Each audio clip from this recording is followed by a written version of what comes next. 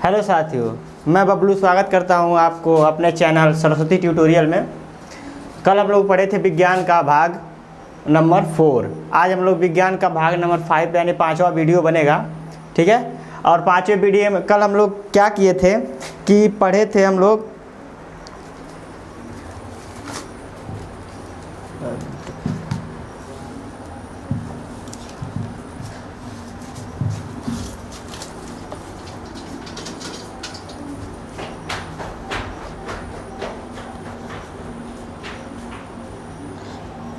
पढ़े थे विस्थापन या प्रतिस्थापन के बारे में, जिसमें था एकल विस्थापन और उभय विस्थापन, ठीक है। एकल विस्थापन वह विस्थापन होता है जिसमें किसी क्रिया में एक तत्व को अलग किया जाता है, और द्विविस्थापन वह क्रिया होती है जिसमें दो तत्व को अलग किया जाता है, ठीक है। आज हम लोग पढ़ेंगे क्या कि ऊष्माक्षेपी और ऊष्माशोषी अभिक्रियाएं, ठीक है। इसके बारे में हम लोग पढ़ेंगे या डिस्कस करेंगे, ठीक।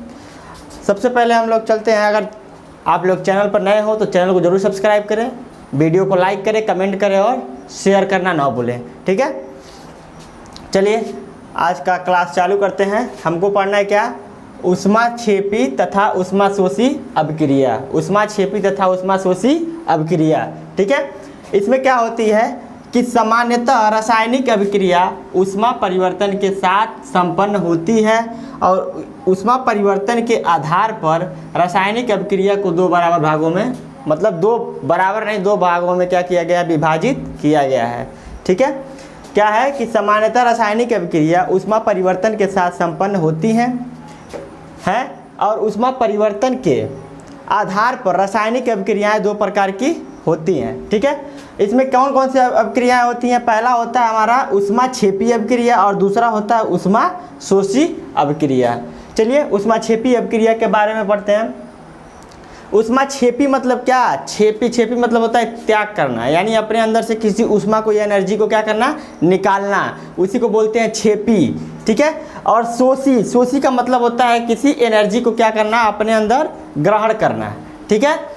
तो अब यहाँ पर हम लोग चलते हैं कि ऊष्माक्षेपी अभिक्रिया, एक्सोथर्मल रिएक्शन, वे रासायनिक अभिक्रिया जिसमें ऊष्मा निर्मुक्त होती है, ऊष्माक्षेपी अभिक्रिया कहलाती है। निर्मुक्त मतलब होना क्या, निकलना, ऊष्मा का क्या करना, निकलना, वह क्या होती है, ऊष्माक्षेपी अभिक्रिया कहलाती है, ठीक है। जैसे में कार्बन प्लस ऑक्सीजन, कार्बन और ऑक्सीजन को हम लोग संयोग कराते हैं तो क्या बनता है, कार्बन डाइऑक्साइड बनता है। उसके बाद से 94 किलो कैलोरी ऊष्मा क्या होती है, निर्मुक्त होती है, यानी कि बाहर की ओर निकलती है। इसी तरह हम लोग जैसे कि जो पहले चूना लगता था, चूने का सूत्र क्या होता है, एक होता है कैल्शियम ऑक्साइड CaO और एक होता है CaOH का होल ट्वाइस। यह होता है, यह बुझा हुआ चूना होता है, यह बुझा हुआ चूना होता है, ठीक है। तो यह चूने में जब हम लोग शुरुआत करते हैं तो चूने में जब पानी डाला जाता है तो उसमें क्या होती है, वो खौलने लगता है पानी, ठीक है। पानी क्यों खौलने लगता है, क्योंकि उसमें ऊष्मा का क्या होता है, निकलाव होता है, ठीक है। इसीलिए वह क्या होता है, वह जो पानी होता है वो क्या होता है, गर्म हो जाता है, हीट हो जाता है। जो हमारा चूना जो होता है कैल्शियम ऑक्साइड क्या करने लगता है, CaO पानी को यानी कि जल को क्या कर देता है, हीट कर देता है, जल को क्या करता है, हीट करता है, ठीक है। तो वहाँ पर क्या कौन सी क्रिया होती है, ऊष्माक्षेपी अभिक्रिया होती है, ठीक है। इसी तरह हमारा यह जो समीकरण है, यह कार्बन है और यह क्या है, ऑक्सीजन है। यह दोनों संयोग करके क्या बना रहे हैं, कार्बन डाइऑक्साइड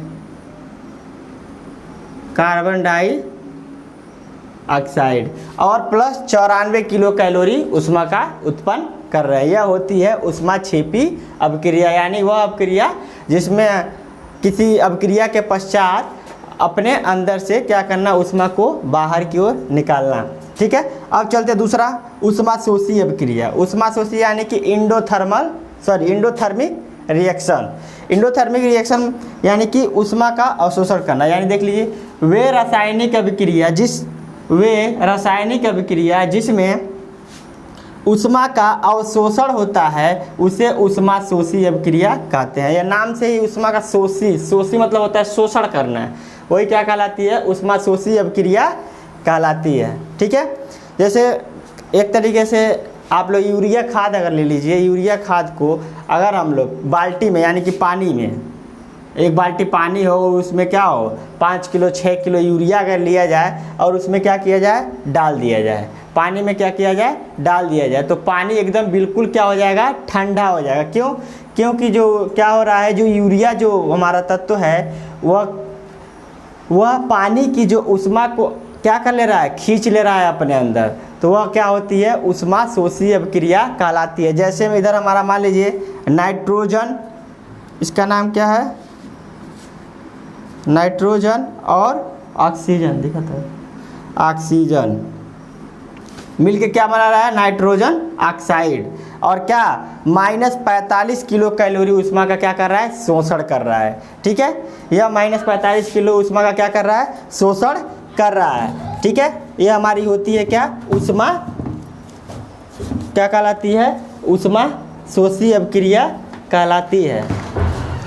ठीक है, इसमें क्या हो रहा है, ऊष्मा का शोषण हो रहा है। अब जैसे कि मिटाते हैं ऊपर से,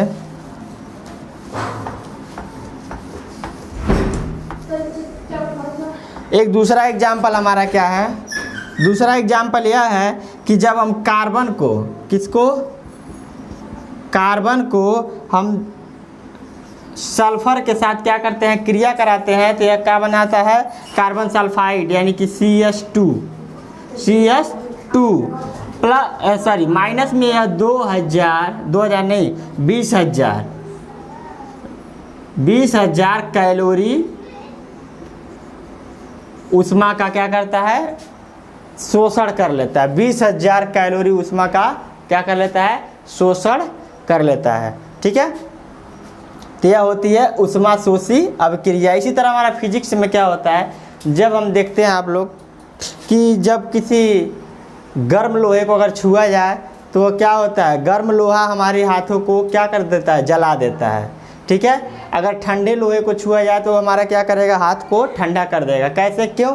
क्योंकि जो लोहा है हमारे हाथ का टेम्परेचर यानी हमारे शरीर का टेम्परेचर से क्या है, अगर अधिक गर्म किया जाता है तो लोहा क्या करता है, धीरे धीरे अपना टेम्परेचर हमारे शरीर में ट्रांसफ़र करने लगता है। ठीक है, उसी तरह यह होता है, यह ऊष्मा लेता है और कोई अभिक्रिया ऊष्मा देती है। जो लेता है उसको क्या बोलते हैं, ऊष्माशोषी, और जो देता है तो उसको क्या बोलते हैं, ऊष्माक्षेपी अभिक्रिया कहते हैं। ठीक है, चलिए ठीक है, हम लोग अब अगला पढ़ते हैं। अगला हमारा क्या है, हेडिंग, ये हमारा है ऑक्सीकरण तथा अपचयन अभिक्रियाएं। ऑक्सीकरण तथा अपचयन अभिक्रियाएं। अब उसमें क्या होगा, सबसे पहले हम पढ़ेंगे ऑक्सीकरण अभिक्रिया, ऑक्सीडेशन रिएक्शन। ठीक है, इसको इंग्लिश में बोलते हैं ऑक्सीडेशन रिएक्शन। इसमें क्या होती है कि वह अभिक्रिया जिसमें किसी परमाणु, अणु या आयन से इलेक्ट्रॉन पृथक होते हैं यानी कि अलग होते हैं, अर्थात जिसमें इलेक्ट्रॉन की कमी होती है, ऑक्सीकरण अभिक्रिया ऑक्सीकरण अभिक्रिया कहलाती है। ठीक है, यह क्या होती है कि वह अभिक्रिया जिसमें किसी परमाणु, अणु या आयन से इलेक्ट्रॉन क्या होता है, पृथक मीन्स होता है अलग होना, अलग होता है, अर्थात जिसमें इलेक्ट्रॉन की कमी होती है, ऑक्सीकरण अभिक्रिया कहलाती है। ठीक है, इसमें जैसे कि हमारा क्या है, SnCl2 प्लस Cl2, इसमें देखिए क्या हो जाएगा, SnCl पर Cl4, दो क्या हो जाता है, 4 हो जाता है। यहाँ देखिए Mn मैग्नीशियम ऑक्साइड को 4HCl यानी कि हाइड्रोक्लोरिक अम्ल के साथ क्रिया कराया जाता है, तो मैग्नीज क्लोराइड है, सॉरी, तब क्या बनता है, MnCl2 प्लस Cl2। देखिए Cl2 दूट हो जाएगा, क्यों? क्योंकि यहाँ पर 4 है तो 2 Cl2 और 2 Cl2 यानी कि 4 हो गया, 2H2O हो जा रहा है।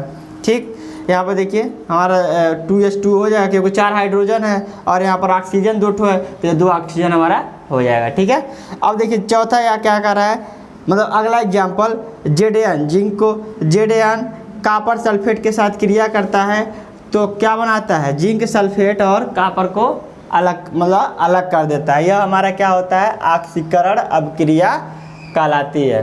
ठीक है, तो मतलब क्या होता है, इसमें इलेक्ट्रॉन की क्या होती है, कमी हो जाती है। जैसे मान लीजिए एक रिएक्शन और लिख लिया जाए, तो मान लीजिए सोडियम है, यह सोडियम है, इसको क्या किया जाए, अब इसी ऑक्सीकरण अभिक्रिया कराई जाए तो यह क्या बन जाएगा, हमारा सोडियम पर एक प्लस हो जाएगा और यहाँ पर इलेक्ट्रॉन क्या हो जाएगा, मुक्त हो जाएगा। ठीक है, सोडियम पर एक क्या हो जाएगा, प्लस हो जाएगा और इलेक्ट्रॉन हमारा क्या हो जाएगा, मुक्त हो जाएगा। यही होती है इलेक्ट्रॉन की कमी। ठीक है, इलेक्ट्रॉन को किसी दूसरे तत्व को देना ही क्या कहलाती है, ऑक्सीकरण अभिक्रिया कहलाती है। कि वह अभिक्रिया जिसमें किसी परमाणु या अणु आयन इलेक्ट्रॉन से पृथक होते हैं, अर्थात जिसमें इलेक्ट्रॉन की कमी होती है, ऑक्सीकरण अभिक्रिया कहलाती है। ठीक है, अब दूसरा हमारा क्या है, अपचयन अभिक्रिया। अब इसको हम लोग देखते हैं आगे। ठीक है,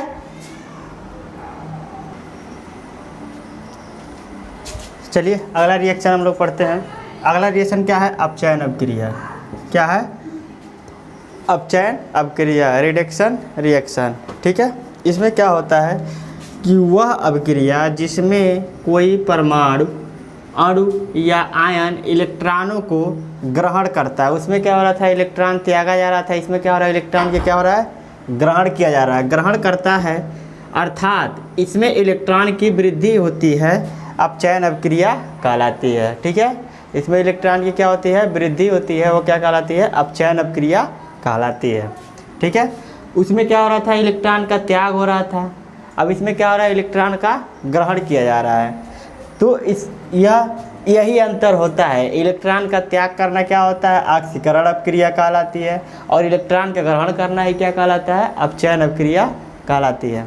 ठीक है, आप लोग वीडियो को देखते रहिए और ऑनलाइन ही देखिएगा पूरा। चैनल पर नए हो तो चैनल को जरूर सब्सक्राइब कीजिएगा और वीडियो को अधिक से अधिक शेयर कीजिएगा और कमेंट कीजिएगा। ठीक है, कोई भी सवाल पूछना हो तो कमेंट जरूर कीजिएगा। कि मतलब इसमें क्या हो रहा है, कुल मिला जुला के ऑक्सीजन का क्या हो रहा है, ग्रहण हो रहा है, और उसमें क्या हो रहा था कि ऑक्सीजन का त्याग हो रहा था। यह सीधे सीधे दोनों रिएक्शन याद हो जाना चाहिए कि जिसमें इलेक्ट्रॉन का त्याग होता है वह ऑक्सीकरण अभिक्रिया होती है, और जिसमें इलेक्ट्रॉन का क्या होता है, ग्रहण किया जाता है, उसे क्या बोलते हैं, उसको हम लोग अपचयन अभिक्रिया कहते हैं। जैसे में हमारा क्या है, कॉपर क्लोराइड प्लस कॉपर को फिर जोड़ा जाता है तो 2 कॉपर क्लोराइड हो जाता है। ठीक है, फिर से क्या होता है, ZnO, जिंक ऑक्साइड और कार्बन के साथ क्रिया कराई जाती है तो Zn अलग हो जाता है, कार्बन मोनोऑक्साइड अलग हो जाता है। इसको बोलते हैं कार्बन मोनोऑक्साइड, इसको जिंक बोलते हैं, इसको जिंक ऑक्साइड, इसको कार्बन बोलते हैं। ठीक है, यह होता है 2FeCl3, 2FeCl3 मतलब आयरन क्लोराइड, और क्या होता है H2S यानी कि हाइड्रोजन सल्फाइड से क्रिया जब कराई जाती है तो क्या होता है 2FeCl यानी कि आयरन क्लोराइड यहाँ फिर से बन जाता है, या ट्राई क्लोराइड है हमारे यहाँ पर 2 बन जाता है, यानी कि देखिए FeCl2 और 2HCl यानी कि हाइड्रोक्लोरिक अम्ल बनता है, और सल्फर क्या होता है, त्याग किया जाता है। तो ऐसी रिएक्शन को हम लोग क्या बोलते हैं, अपचयन की अभिक्रिया कहते हैं। ठीक है, इसको नोट करते जाइएगा आप लोग, और एग्ज़ाम के दृष्टि से एक यह समझिए, या 1 या 2 नंबर में ज़रूर पूछेगा, हर साल पूछता है बोर्ड एग्ज़ाम में। ठीक है, चलिए इसको आगे बढ़ाते हुए अब अगले हेडिंग पे हम लोग देखते हैं।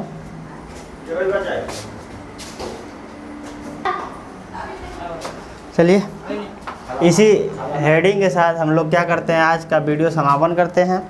कल हम लोग एक वीडियो और डालेंगे जो 6 नंबर का होगा, 5वां ये नंबर था, वीडियो का 5 नंबर था, और 6 नंबर का जो वीडियो हम डालेंगे उसमें हम पूरा जो हमारा केमिकल रिएक्शन का पहला चैप्टर है पूरा फिनिश हो जाएगा। ठीक है, जब फिनिश हो जाएगा तो हमारा एक चैप्टर पूरा फिनिश हो जाएगा। एक दिन हम क्वेश्चन को सॉल्व करा देंगे, आप लोग उसको देखते रहिएगा। और चैनल पर अगर नए हो तो चैनल को ज़रूर सब्सक्राइब कीजिएगा, वीडियो को अधिक से अधिक क्या करिएगा, शेयर करिएगा, लाइक करिएगा, और कमेंट सेक्शन में ज़रूर कमेंट करिएगा कि कोई क्वेश्चन फंसता है तो उसको आप लोग क्या कर सकते हैं, पूछ सकते हैं, हम उसका जवाब देंगे। ठीक है, चलिए ठीक है, धन्यवाद।